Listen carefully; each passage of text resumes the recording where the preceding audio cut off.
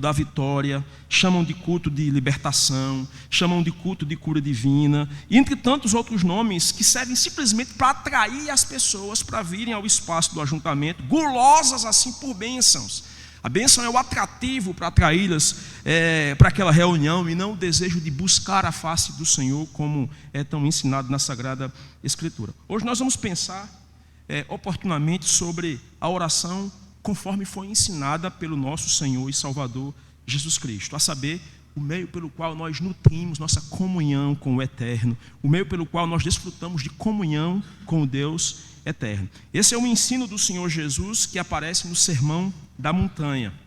Nosso Senhor retirou seus discípulos por algum tempo para um monte, alguns pensam que seriam os picos de Ratim, e ali nosso Senhor dedicou algum tempo para ensinar àqueles discípulos sobre a vida cristã, para ensinar-lhes efetivamente o que significa ser um cristão. É exatamente essa grande temática do Sermão da Montanha. Nosso Senhor reúne os discípulos, ele se assenta e começa a ensinar qual é a diferença entre aquele que segue a ele e o incrédulo, o não crente, o que caracteriza o religioso ou mesmo o pagão do cristão.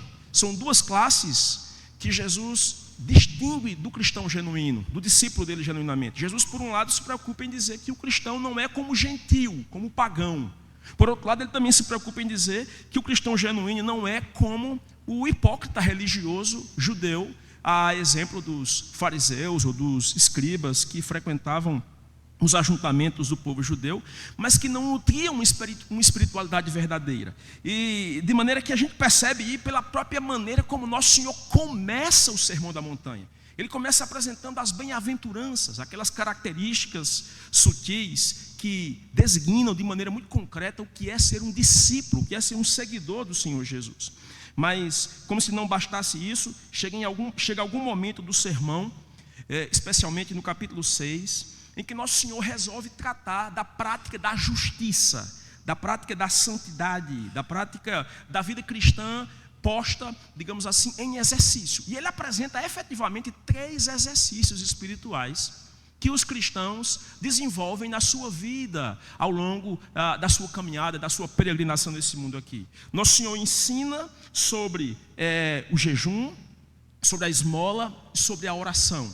E cada vez que ele trata de qualquer desses exercícios, ele se preocupa de nos distinguir daqueles 2 grupos dos quais eu lhes falei há pouco: os hipócritas religiosos da época e os gentios. Porque na cabeça do Senhor Jesus, na mente de Deus, não importa simplesmente desenvolver esses exercícios espirituais. O motivo e a maneira como nós desenvolvemos o jejum, a esmola, a oração é muito importante. Por trás do nosso motivo, nós podemos ter razões muito escusas pelas quais desenvolvemos. Se nós não tomarmos cuidado, como já disse muito claramente o reverendo Martin Lloyd-Jones, o pecado consegue se esconder por trás da nossa prática de oração. A gente consegue nutrir razões escusas, feias, pelas quais a gente se põe de pé para orar muitas vezes, a semelhança daquele fariseu que foi ao templo, como disse Jesus numa de suas parábolas, e ele se assenta na parte mais superior do templo, e ele ergue sua voz em oração, menosprezando quem está atrás, um publicano coitado, e a maneira como aquele fariseu ora, Jesus diz inclusive que ele ora de si para si mesmo, dizendo: Pai, dou-te graças porque eu não sou como aquele publicano, eu dou o meu dízimo, eu jejuo 3 vezes por semana. Veja que a oração dele, inclusive, está centrada em torno do eu. A maneira como ele repete diretamente ou indiretamente o pronome na primeira pessoa do singular é repetidas vezes, porque ele está orando de si para si, como diz o próprio Senhor Jesus Cristo. Então, nesse caso em específico, quando Jesus fala sobre a oração aqui no Sermão da Montanha, ele faz pelo menos 3 recomendações antes de apresentar o modelo clássico do Pai Nosso que nós acabamos de ler aqui nesse instante. Nosso Senhor reclama de que os discípulos não devem orar para se exibir. Ele diz que é preciso que nós guardemos o nosso coração de exercer a nossa justiça diante dos homens, com o fim de sermos vistos pelos homens, com o fim de sermos elogiados pelos homens, porque nós oramos bem, porque nós falamos com Deus de maneira agradável, de maneira bonita, de maneira aprazível. Não é que Jesus esteja condenando a oração pública, porque ele mesmo, por diversas vezes, no relato dos evangelhos, mas ele condena a intenção do coração de promover-se a si mesmo quando nós oramos. E ele nos diz que quando nós estivermos falando com Deus, nós não podemos orar para aparecer perante os homens, nós devemos orar para sermos vistos pelo Pai. Por isso que ele diz no contexto dessa oração do Pai Nosso aqui, que quando nós orarmos, nós devemos entrar no quarto, fechar a porta e falar com o Pai, e o Pai que vem em secreto vai nos atender. A expressão original que Nosso Senhor usa aqui na língua do Novo Testamento é o termo tamerron. Tamerron, para se referir ao quarto íntimo, é aquele quarto da nossa casa que normalmente os visitantes, as visitas não entram lá. Geralmente você põe aquela bagunça do dia a dia ali. Todos nós temos um quarto, um local, que quando chega uma visita, a gente esconde tudo lá rapidinho, fecha de chave e guarda, para que ninguém chegue lá e veja aquilo que de improviso não foi guardado. É o quarto que ninguém costuma ir, que os de fora não têm acesso. Jesus disse que quando nós orarmos, nós deveríamos entrar nesse espaço. Veja, não é que ele esteja dizendo que tem que ser num quarto, mas ele está dizendo, através dessa metáfora, que nós não deveríamos orar com a intenção de sermos vistos pelos homens. Depois de falar sobre essa oração sem exibicionismo, ele nos fala que nós deveríamos ter essa oração privada, doméstica, do quarto, o que é próprio da intimidade. O que Jesus quer dizer com isso também, para além de meramente nos estimular a termos um lugar privado para a oração, é que nós deveríamos nutrir na intimidade da nossa vida um tempo de oração. Orar no quarto, irmãos, é não apenas nos privar do público, é também termos tempo para a nossa experiência devocional com o Senhor. Muitos de nós, lamentavelmente, gastamos tempo para expressarmos nosso relacionamento com Deus diante dos homens. Nós nos reunimos com a igreja e estamos certos por fazê-lo. Nós cantamos com a igreja e estamos certos por fazer isso. Nós oramos com a igreja e estamos certos por fazer isso.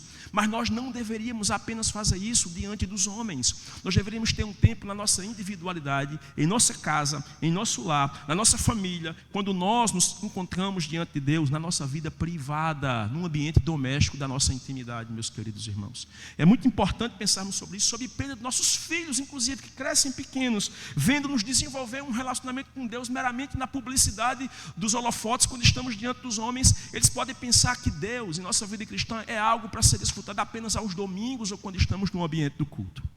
Eu nunca esqueço um pastor amigo, por quem eu tenho muito respeito, quando a esposa me falou, uma vez, ele e a esposa me falaram, que uma vez o filho mais velho deles chegou para ela e perguntou: mamãe, por que papai não ora em casa?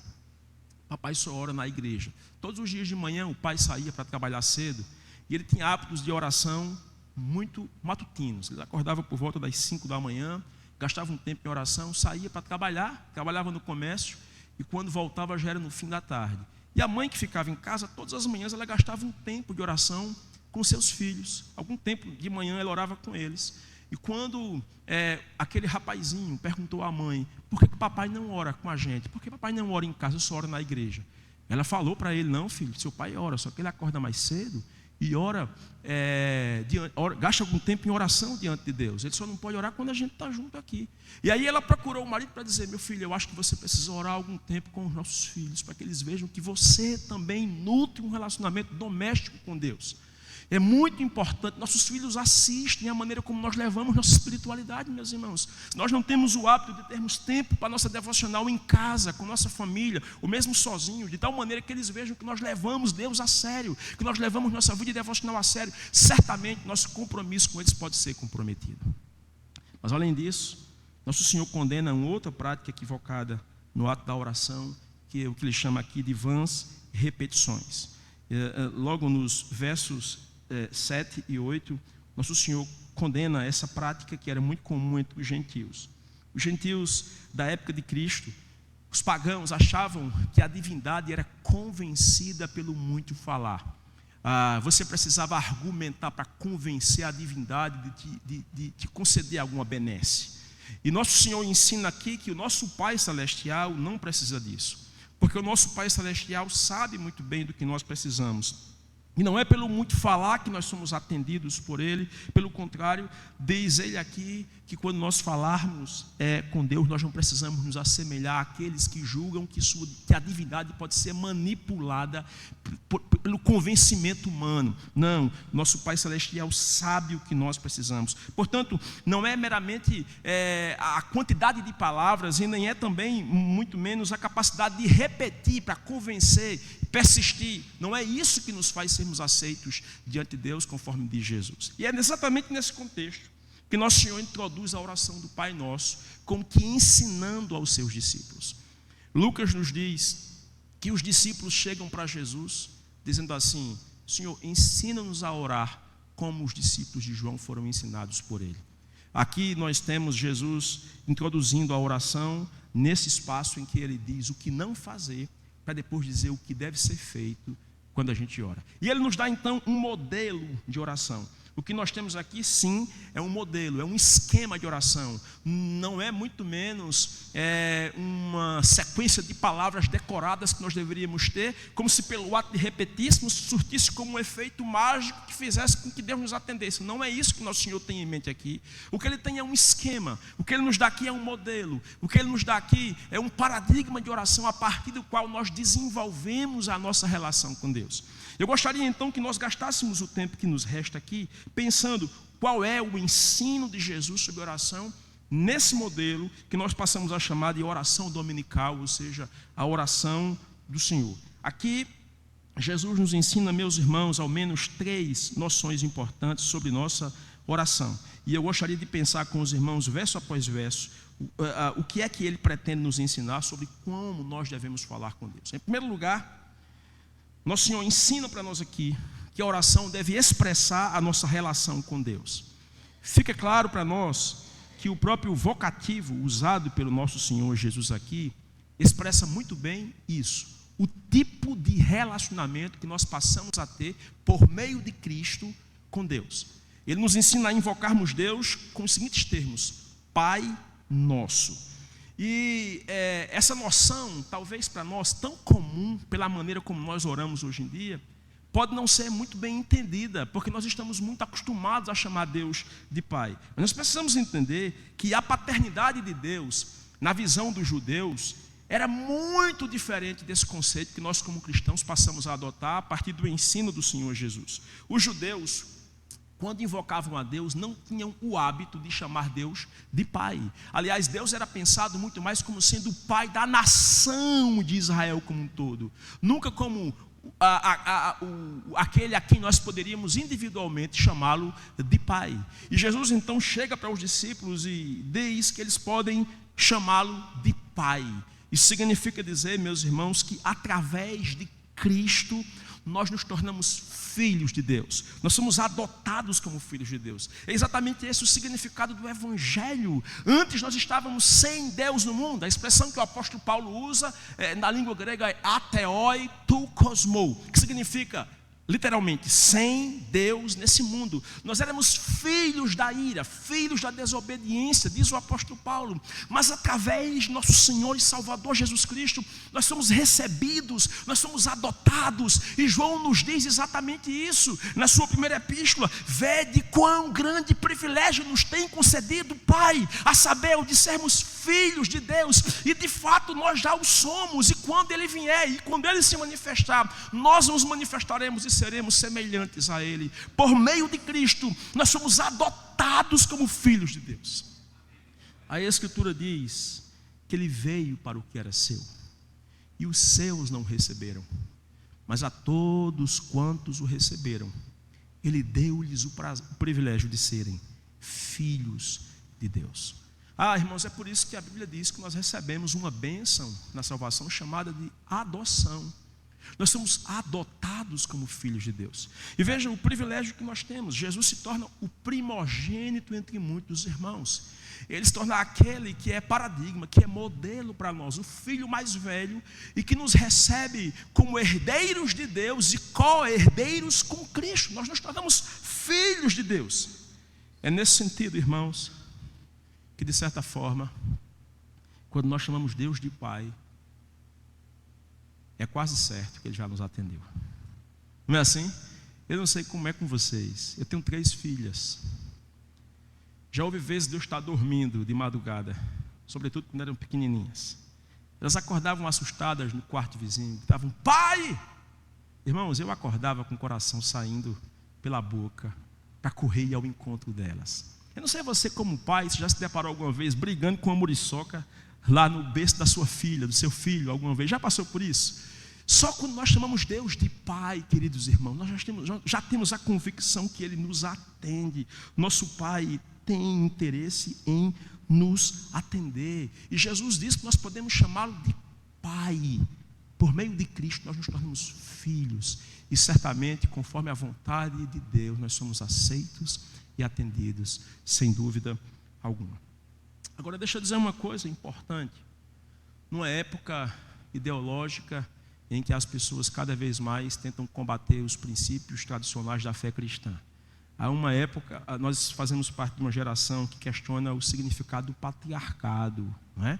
E sempre apresenta o patriarcado de maneira pessimista e negativa, como se fosse a opressão dos homens contra as mulheres. E nesse tempo, diga-se de passagem, é muito comum você ouvir algumas teologias propondo que nós deveríamos estabelecer um modelo de cristianismo matriarcal, que Deus deixasse de ser meramente pai e passasse a ser mãe, como se isso significasse, conforme o ensino de Jesus, que Deus fosse homem.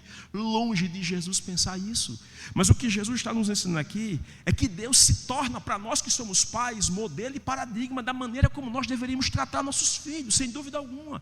E eu devo dizer que Deus se torna arquétipo, modelo para nós. E talvez, se você como filho teve um pai ausente, teve um pai de repente frágil, fraco, sabe aquele tipo de pai que na escola uma criança chega para outra e diz assim: o meu pai bate no teu pai.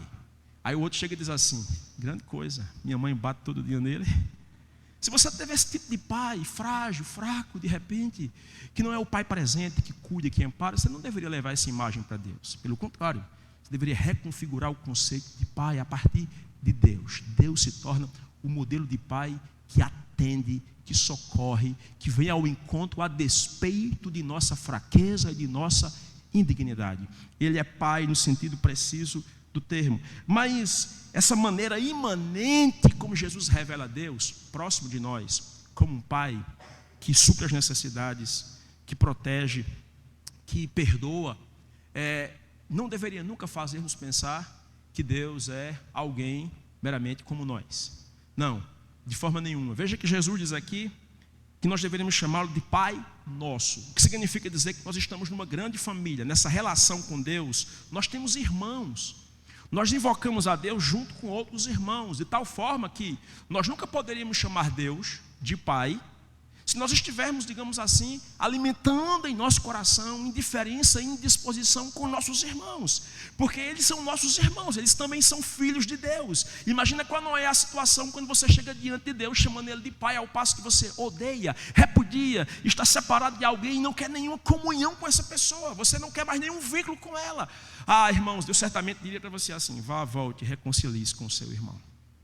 É isso que Jesus inclusive diz aqui no Sermão da Montanha, quando Ele estabelece o modelo como nós deveríamos ofertar. Ele disse que quando nós viermos ao templo, quando nós viermos cultuar e trouxéssemos nossas ofertas, lembrássemos que temos algo contra alguém, deveríamos nos reconciliar e voltar e trazer a oferta no altar, porque não basta meramente aparentar estar bem diante de Deus quando a gente está mal com os outros. É o que João nos diz, que ninguém pode dizer que ama a Deus se não ama o próximo ao qual ou a quem vê nesse mundo. Ele é o Pai nosso, mas não é só Pai nosso, não só está perto. Veja aqui que nosso Senhor estabelece aqui não só o conceito de imanência, mas também o conceito de transcendência. Deus está acima de nós. Por isso Jesus diz que Ele é o Pai nosso que está nos céus. E o que é que isso significa dizer? que em nossa relação com Deus, quando nós o chamamos de Pai, nós o temos próximo de nós, mas ao mesmo tempo nós deveríamos estar convictos que Ele é muito maior do que qualquer um de nós, que Ele está nos céus, ao passo que nós estamos aqui na terra. Ele é aquele de quem Paulo fala nas suas epístolas, o Deus e Pai de nosso Senhor e Salvador Jesus Cristo. Ele é o nosso Pai e é o Pai do Salvador do Senhor Jesus. Então, nesse sentido, irmãos, nós nunca deveríamos tratar Deus como se Ele fosse o cara lá de cima. Não, Ele é o Todo-Poderoso, Ele é o Senhor, Ele é o soberano, Ele é o Criador de todas as coisas. Ele está para além, meus irmãos, de qualquer poder aqui desse mundo, porque Ele criou e sustenta todas as coisas pela palavra do seu poder. Então esse verso ensina-nos que a nossa relação com Deus é uma relação de paternidade. Ele é nosso Pai, mas ao mesmo tempo Ele é o nosso Deus. Ele manda, e aqui manda quem pode e obedece quem tem juízo. Ele é superior a cada um de nós. Então sempre que nós oramos, sempre que nós chamamos Deus de Pai, nós devemos ter esse conceito muito certo em nossas mentes. Ele certamente tem interesse em nos atender. Ele certamente é infinitamente superior a qualquer um nesse mundo que nós tratamos como sendo autoridade. Ele está nos céus. Todos nós estamos aqui na terra, sujeitos ao tempo, ao espaço. Nós temos início, Ele não tem início, Ele não tem fim. Ele é criador e sustentador de todas as coisas. Mas além disso, além da oração cristã expressar nossa relação com Deus, em segundo lugar, a oração expressa também as nossas petições a Deus. E aqui Jesus apresenta uma série de pedidos que nós deveríamos fazer. E essa sequência de pedidos tem uma sequência que parece ser bem intencional, tem uma proporção que parece ser bem intencional, conforme eu vou lhes explicar a partir de então. Perceba comigo que, em primeiro lugar, nosso Senhor nos ensina a pedirmos coisas que dizem respeito a Deus e a sua glória.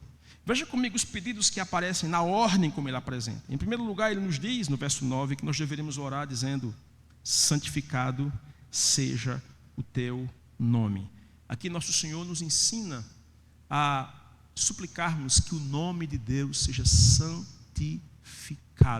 É o primeiro pedido que diz respeito a Deus e a sua glória. Deixe-me chamar a sua atenção para o que significa o nome de alguém na Escritura, sobretudo nos textos do Antigo Testamento. O nome de alguém digamos assim, uma expressão que designa algo sobre esse alguém. Adão, por exemplo, é chamado de Adão por causa da expressão hebraica que vem do termo terra, barro. Adão foi tirado do barro, por isso o termo Adão. Eva é chamada assim porque ela é mãe dos seres viventes. O termo Eva em hebraico tem esse significado, aludindo à maternidade. Jacó é chamado Jacó porque ele é enganador. Ele suplanta os direitos do irmão, ele engana o irmão, engana o pai, e em algum momento ele pensa, quem sabe, até enganar Deus. Há quem diga que Jacó barganha com Deus quando diz assim: se tu me abençoares de tudo que me deres, te darei o dízimo. Jacó é aquele que barganha. Pois bem, meus irmãos, o nome de Deus faz alusão a quem Deus é.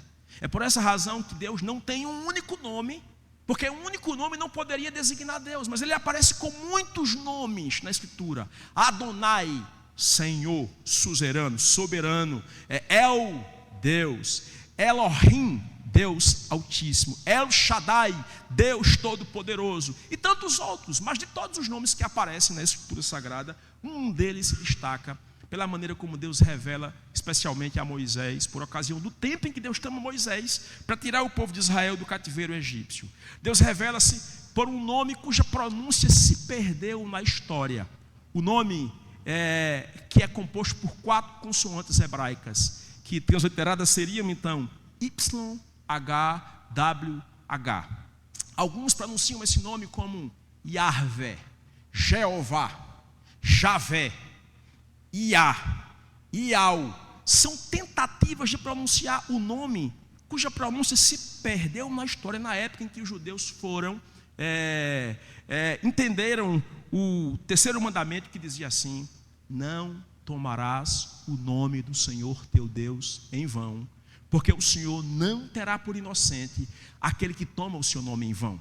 Os judeus pensavam então que não podiam pronunciar o nome de Deus, esse nome especialmente, de qualquer maneira, em qualquer contexto. E sempre que eles liam a Escritura no Antigo Testamento e aparecia esse tetragrama, YHWH, eles substituíam a leitura pelo nome Adonai, que significa Senhor. É por isso que na sua Bíblia, no Antigo Testamento, sempre que você encontrar o nome Senhor, todo em maiúsculo, é o tetragrama YHWH, cuja pronúncia se perdeu na história, porque os judeus tinham receio de mencionar esse nome, como eu acabei de dizer aqui. E o que é que significa isso, irmãos? O que é que significa Jesus ensinar-nos a dizer: santificado seja o teu nome? Um cristão, ele considera o fato de que Deus espera ser santo em tudo o que existe nesse mundo e em toda a nossa vida. Então nós, como cristãos, deveríamos entender que o nome de Deus é santo e nós levamos o nome de Deus. Você lembra aquelas passagens do Antigo Testamento que Deus diz que o nome dele é envergonhado entre as nações por causa do povo de Israel? Pois bem, meus irmãos, quando nós como cristãos invocamos o nome de Deus e damos mau testemunho e vivemos de maneira indigna do evangelho que cremos, nós estamos envergonhando o nome e não estamos santificando o nome de Deus. Nosso Senhor ensina-nos aqui que nós deveríamos suplicar para que Deus e tudo que Deus é, todos os seus atributos, seja santificado, separado como puro em toda a nossa vida. Por isso que é ineficaz nós nos reunirmos aqui hoje à noite e dizermos assim: santificado seja o teu nome, e ao sairmos por aquelas portas, logo cedo da manhã, entrarmos em negócios que desonram o nome de Deus, agirmos de tal forma que desonra o Senhor, porque a Escritura diz que esse Deus que é santo espera que nós também, como seus filhos, sejamos santos em todo o nosso procedimento. Nosso Senhor diz assim, claramente, que nós devemos orar: santificado seja o teu nome. E Pedro escreve dizendo assim, na sua epístola: tornai-vos assim como é santo aquele que vos chamou, tornai-vos santos em todo o vosso procedimento, porque escrito está. E ele cita a passagem de Levítico, dita ao povo judeu: sede santos, porque eu, o Senhor vosso Deus, sou santo. Ah, irmãos, nosso Senhor nos ensina aqui a suplicarmos pela santificação do nome de Deus. E como a gente já funciona como resposta a essa oração, quando a gente vigia a nossa vida de tal forma que sejamos santos aqui nesse mundo, com a ajuda e da graça do Senhor. Mas o segundo pedido do Senhor, muito parecido com esse, mas com uma distinta diferença, é: venha o teu reino. Esse é o pedido pelo anseio do fim do reino das trevas. O mundo jaz em trevas. Quando nosso Senhor Jesus Cristo vem, a mensagem do Evangelho é chegada a vós o reino de Deus. O reino de Deus já está no coração dos homens que se submetem a Cristo, que aceitam Ele como Salvador, que aceitam Ele como Senhor. Mas, no outro sentido, o reino já veio, mas ele virá plenamente por ocasião da vinda do Senhor Jesus. Então, ao passo que esse reino já está em nosso coração, não está visível ainda aos olhos daqueles que não conhecem a Cristo. Nesse mundo nós vemos as trevas ainda dominando o mal, o mundo jaz no maligno, diz a palavra de Deus. Mas o que nós desejamos, meus irmãos, é aquilo que o apóstolo Paulo diz em 1 Coríntios capítulo 15, quando o reino de Deus vai ser estabelecido na terra, e haverá de se dizer: tragada foi a morte pela vitória de Cristo. Esse dia vai chegar, irmãos, em que o reino do Senhor se estenderá por toda a terra, e assim como as águas cobrem o mar, a terra se encherá do conhecimento da glória de Deus. Um cristão deseja isso. Um cristão deseja que Deus reine absolutamente sobre os homens. Um cristão vive para isso, anseia isso, e sabe que isso não é instaurado no poder da força política, não é instaurado no poder da força do braço do homem. Isso é instaurado com o poder da manifestação do Evangelho alcançando o coração dos homens. E nós pedimos: venha a nós o teu reino. Reina sobre minha vida, Senhor. Reina sobre o meu coração. Reina sobre minha família, reina nessa cidade, reina nessa igreja. É esse o anseio do cristão. Mas para além disso, nosso Senhor ensina ainda que nós deveríamos pedir, em terceiro lugar: seja feita a tua vontade, assim na terra como no céu. Os intérpretes do Novo Testamento dizem que, de certa forma, a resposta a esse pedido aqui é a consequência da resposta do pedido anterior. Quando Deus reina sobre alguém, esse alguém se submete à vontade de Deus. Quando o reino de Deus se estabelece, a vontade de Deus é sempre feita. Agora, deixa-me te fazer pensar numa questão aqui muito importante. Você percebe o paradigma que Jesus usa aqui para a vontade de Deus? Assim na terra como no céu. Pense comigo, quanto tempo os anjos de Deus demoram para atender o mandado do Senhor? Eu já parei para pensar algum tempo sobre isso, e eu lembrei daquela passagem de Daniel, quando ele intercede acerca dos 70 anos do cativeiro do povo judeu, e um anjo, um arcanjo é enviado a Daniel, e ele responde que tão logo a oração de Daniel chegou na presença de Deus, ele foi enviado pelo Senhor. Vocês lembram dessa passagem? Irmãos, os anjos não têm nenhuma dificuldade, os santos anjos, de obedecer ao Senhor. A grande pergunta que nós deveríamos fazer é: e o nosso coração tem essa mesma disposição, irmãos? Quantas vezes nosso coração se mantém corrupto, rebelde, distante daquilo que o Senhor deseja que nós façamos? E a oração de Jesus aqui, nos ensinando como suplicar a Deus, é para que a vontade de Deus seja feita aqui nesse mundo, na mesma proporção como ela é feita no céu, com a mesma intensidade, com a mesma rapidez como ela é feita no céu.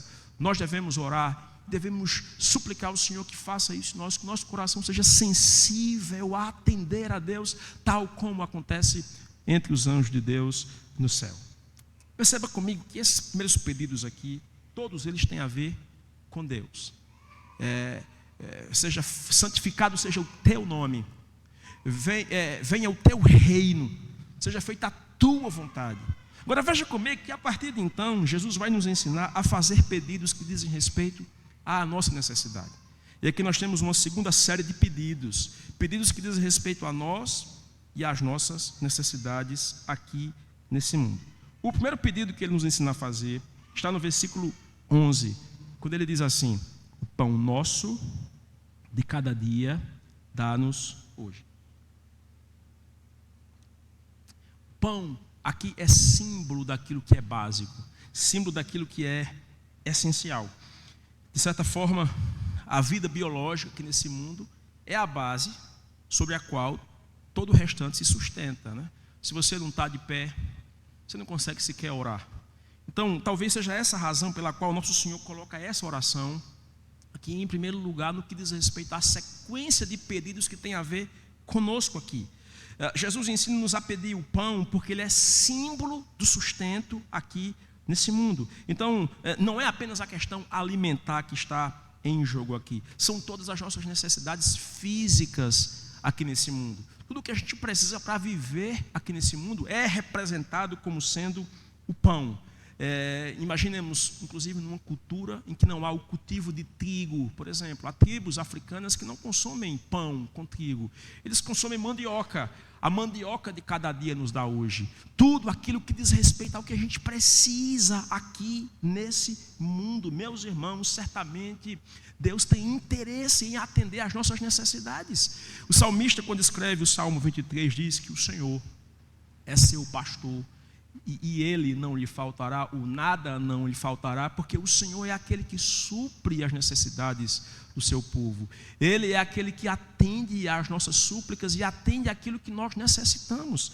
Agora é incrível perceber como que Jesus é muito preciso no uso aqui da expressão pão nosso de cada dia.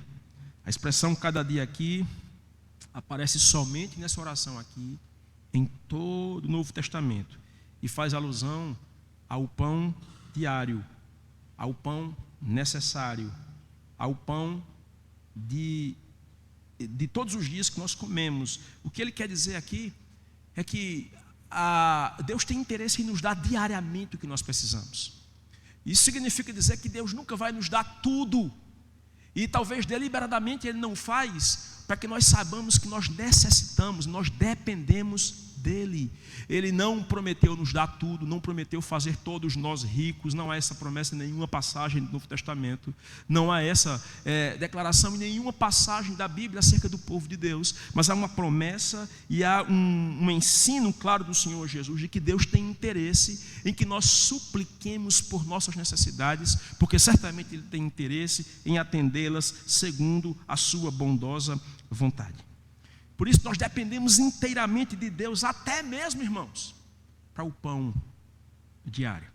Jesus nos ensina aqui que o Todo-Poderoso, que é o nosso Pai, leva em conta as nossas mais simples necessidades. Ele nunca vai nos dar tudo de uma vez, provavelmente para que nós não esqueçamos dele. E ao mesmo tempo, meus irmãos, quando nós dizemos a Ele nossas necessidades, certamente Ele leva em conta que ao suplicarmos a Ele cada uma delas, Ele, como bondoso Pai, tem interesse em nos atender. Bendito seja o nome do Senhor. Eu lembro da história de uma irmã, de uma cristã piedosa, temente a Deus, passando por um período muito difícil de sua vida. Crente, sincera, com filhos pequenos, havia sido deixada pelo seu esposo.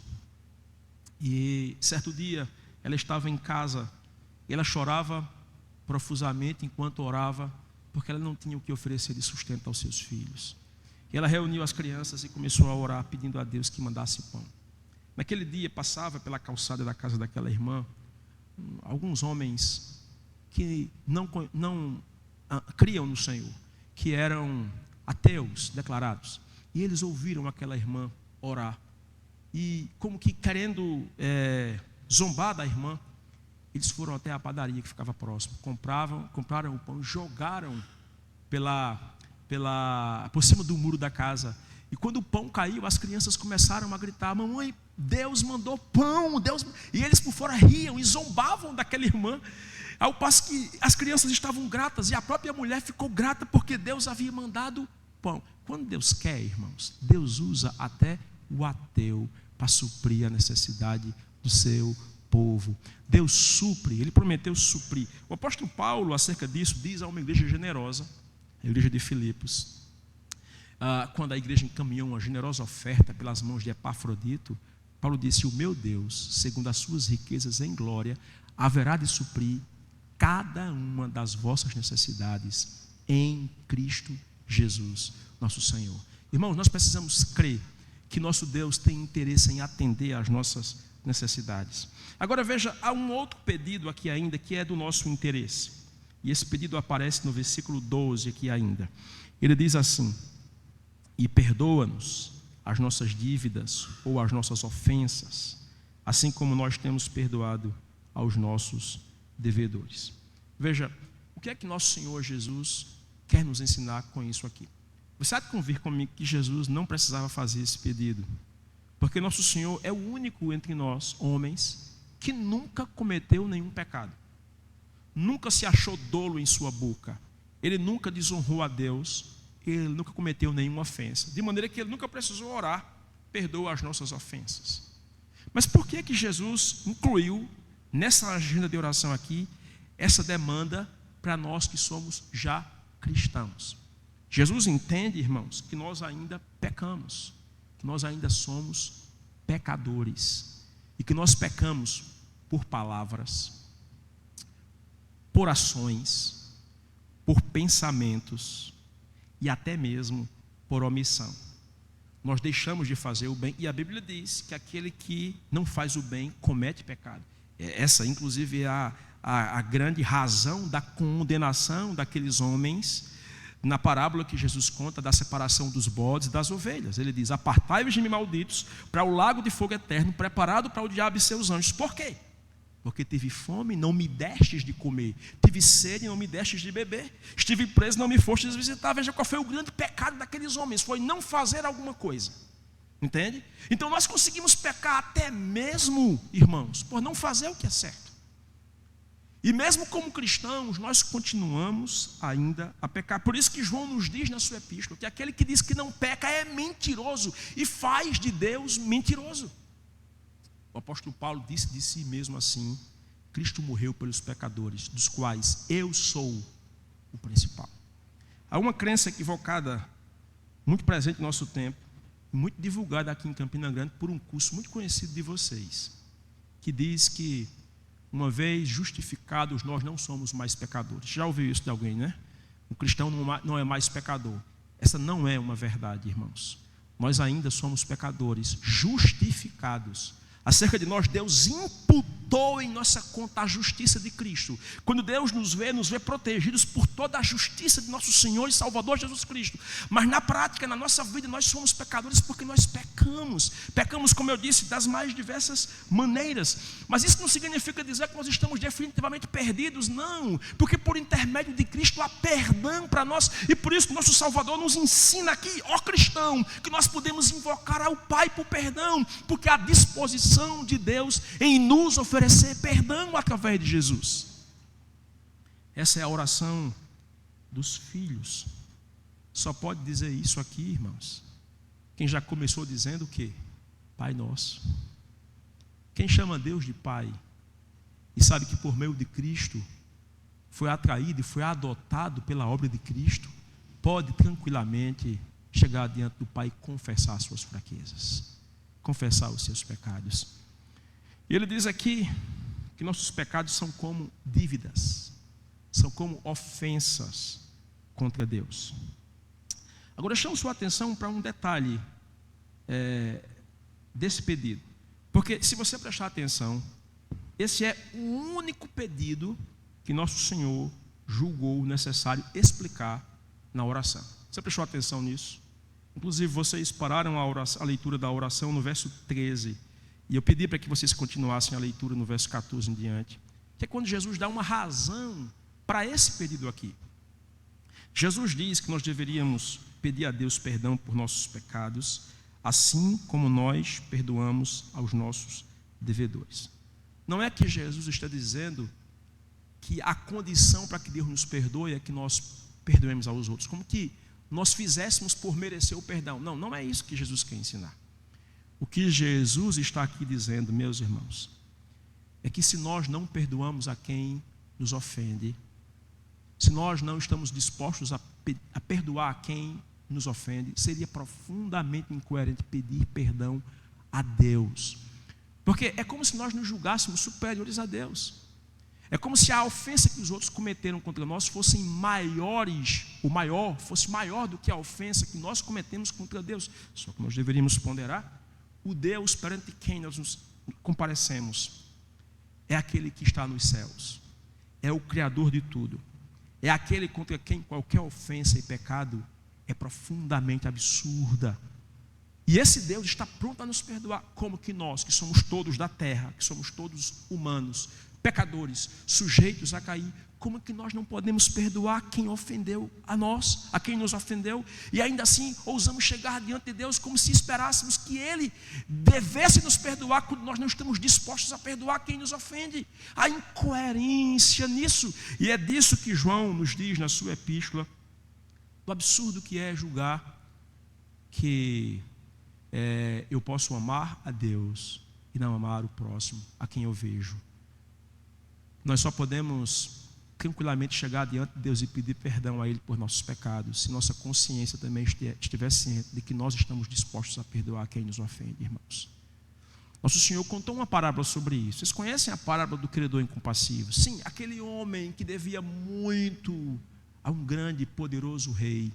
E quando chamado para prestar contas, recebeu um grande perdão. Mas quando saiu do palácio, encontrou alguém que ia perante aquele grande rei também prestar contas. E esse mesmo outro homem devia muito pouco àquele que acabara de ser perdoado. E ele não estava disposto a perdoar. Vocês lembram o final da história? Nosso Senhor tão somente queria nos ensinar que perdão recebido deve ser perdão transmitido. Se você foi perdoado, você deve perdoar. E deixa eu dizer uma coisa, se há alguém contra quem você alimenta uma profunda ofensa, que se tornou como que uma raiz de amargura, que tem crescido no seu coração e se enraizado. Eu o desafio hoje à noite, em nome do Senhor Jesus, que você chegue diante de Deus e confesse o seu pecado, e suplique a Ele a graça de oferecer o perdão que você já recebeu dEle, a quem quer que seja que lhe ofendeu. Agora chamo sua atenção para uma outra coisa importante, que é o próximo pedido que nosso Senhor nos ensina a fazer diante de Deus, que está no versículo 13. Ele, depois de nos ensinar a pedir perdão pelo que já foi feito, Ele nos ensina como que a criar vergonha para não voltar a cometer o pecado. E veja, há uma dupla preocupação do Senhor Jesus com relação ao pecado. Ele nos ensina primeiro a pedir perdão pelo que já foi feito. E segundo, Ele nos ensina a pedirmos força por aquilo que poderia ser o pecado repetido amanhã. E por isso, no versículo de número 13, Ele ensina-nos a orar assim: e não nos deixes cair em tentação, mas livra-nos do mal. Então aqui nós aprendemos com Jesus que ao orarmos nós devemos não apenas lutar contra os pecados do passado, mas prevenir os pecados do futuro, orando para que Deus nos livre de cair em pecado.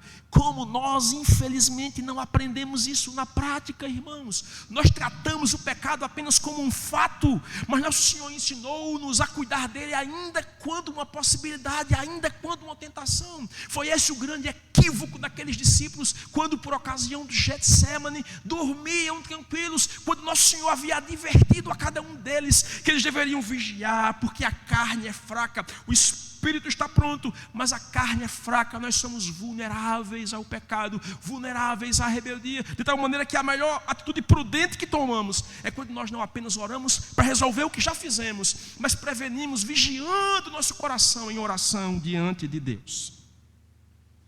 Os perdoados oram assim, sabe por quê, irmãos? Porque eles não confiam em sua própria natureza. É muito perigoso quando nós nos julgamos prontos, quando nós achamos que somos fortes o suficiente para enfrentar o pecado. Você lembra a tragédia de Pedro, quando Pedro disse: todos podem te negar, eu estou pronto até a morrer por ti. Ele chorou amargamente, porque ouviu o galo cantar, como nosso Senhor havia advertido. Então nós deveríamos todos desconfiar do nosso próprio coração, porque enganoso é o coração, mais terrível do que todas as coisas, já diz a palavra de Deus. Não confiemos em nós, mas confiemos de que Deus é poderoso para nos guardar do pecado, de cairmos em tentação, que é um mal. Por isso nosso Senhor contrapõe aqui: não nos deixes cair em tentação, mas livrai-nos do mal. O mal, irmãos, é quando a tentação se concretiza em pecado. E o apóstolo Tiago nos diz, como que nos advertindo, que cada um de nós é tentado e atraído quando engodado pela sua própria cobiça. As cobiças são diferentes, as fraquezas são diferentes entre nós. Cada um de nós tem tentações diferentes, e nós deveríamos aprender a chegar diante de Deus, para colocar diante dele, irmãos, essas fraquezas, como que pedindo: Senhor, tenha piedade de mim, não permita que eu caia outra vez. Por fim, meus queridos irmãos, como prontos a encerrar essa meditação, eu quero chamar a sua atenção ainda para um terceiro ensinamento que nosso Senhor nos dá com essa oração aqui. Primeiro, Ele ensinou-nos como a nossa oração expressa nosso relacionamento com Deus. Segundo, Ele nos ensinou como nossa oração expressa nossos pedidos a Deus e a ordem de importância desses pedidos. E depois, em último lugar, Ele nos ensina a exaltar a Deus, demonstrando nossa total dependência dEle. A expressão final da oração não consta em alguns manuscritos mais antigos, e há quem diga que ela é um corolário de expressões de orações, como por exemplo aquela do rei Davi, em 1 Crônicas capítulo 29. Ela aparece aqui no versículo 3, no finalzinho, que diz assim, por isso aparece entre colchetes assim: pois teu é o reino, o poder e a glória para sempre. Você percebe como essa oração, ela se encerra com uma verdadeira declaração de louvor e de exaltação a Deus. Quando no início se disse que Ele está nos céus aqui e se exaltou a grandeza de Deus, aqui no final da oração a mesma coisa é feita. Pede-se pelo reino, porque o reino é de Deus. O reino que no início se pede é do próprio Deus. Teu é o reino, por isso Ele pode tranquilamente nos atender nesse sentido. E dele também é o poder, porque Ele pode fazer qualquer coisa. Ele é o Todo-Poderoso, Ele é o El Shaddai, aquele que tem o poder de fazer todas as coisas que estão de acordo com a sua poderosa vontade. Mas também dele é a glória. A glória na Escritura Sagrada, ela é uma expressão para se referir a Deus em dois sentidos diferentes. Por vezes, a glória tem a ver com a honra, com a reputação excelente que Deus tem. Todos pecaram e destituídos estão da glória de Deus, da reputação santa e pura de Deus, da honra que Deus tem. Desonram a Deus com os seus pecados. Nesse sentido, é a honra suprema que Deus tem e que todos os homens devem a Ele, porque Ele é digno, Ele é merecedor de toda a glória que é devida ao nome dEle. Nós devemos glória a Ele, porque Ele é o Criador, nós existimos por causa de Sua soberana vontade. Mas, no outro sentido, a glória também significa, de um ponto de vista metafórico, a clara luz que circunda a presença de Deus. É interessante perceber que, por vezes, nesses termos que as pessoas veem a manifestação da presença de Deus. Você lembra quando Moisés saiu da presença do Senhor, a face dele brilhava? Por ocasião do nascimento do Senhor Jesus, quando os anjos aparecem dizendo glória a Deus nas alturas, luzes há nos céus, a clareza da glória, da manifestação da luz gloriosa que representa a santidade, a pureza divina. O que Jesus nos ensina aqui com essa expressão, meus irmãos, é que nossa oração também inclui nosso reconhecimento, irmãos queridos, da majestade divina.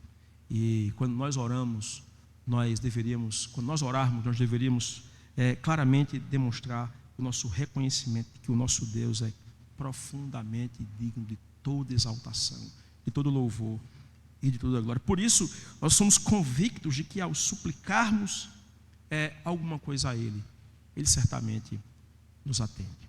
Deixe-me dizer uma coisa aos irmãos, como que concluindo essa mensagem aqui hoje à noite.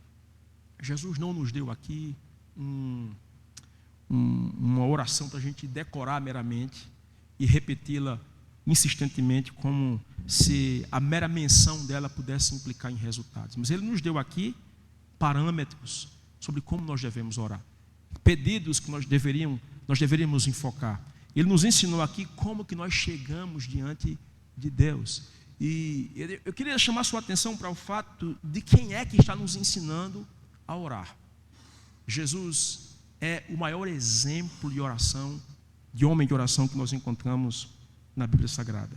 Por vezes nós o encontramos orando nos montes, de madrugada, porque durante o dia era tanta gente que o cercava que ele entendia que precisava reservar um tempo para a oração. E de madrugada, em lugares isolados, ele se colocava diante de Deus. Meus irmãos, se Jesus, que é o próprio Deus, o Filho de Deus, ele entendia que a oração era tão essencial assim para a vida dele aqui nesse mundo, nós, irmãos, que somos cristãos, como forasteiros, peregrinos nesse mundo, sujeitos às mais diversas tentações e paixões, nós deveríamos considerar a grande necessidade de frequentemente chegarmos diante de Deus nesses termos que nos ensinou aqui o nosso Senhor e o nosso Salvador, Jesus Cristo. Ele nos ensinou a nutrirmos comunhão com o Pai Celestial. Eu queria motivar você, irmão querido, a não permitir que nessa caminhada você torne a oração como algo secundário na sua vida cristã. Quão grande pecado nós cometemos se nós não gastamos tempo para falar com o nosso Pai Celestial.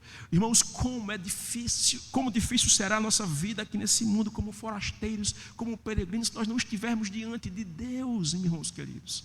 Certamente será muito mais difícil. Eu espero, e eu, em nome do Senhor Jesus, chamo você nessa noite a gastar tempo na sua vida cristã, a se colocar diante do Senhor.